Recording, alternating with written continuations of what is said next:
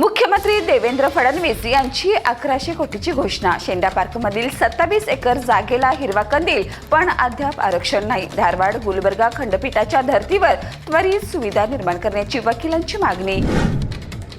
शहरातील सेवानिवृत्त प्राध्यापकांसह नागरिकांची बँक खाती रिकामी. राजारामपुरी आणि जुना राजवाडा पोलीस ठाण्यात गुन्हे दाखल. 8 संशयित अटकेत. लवकरच सायबर टोळीचा पर्दाफाश. एसपी योगेश कुमार यांचं स्पष्टीकरण. शहरात 100 कोटीचा रस्ता प्रकल्प. पण टीसभर पावसाने रस्ते खचले. मनपाचे रस्ते 2 दिवसातच उखडले. दर्जावर पुन्हा प्रश्नचिन्ह.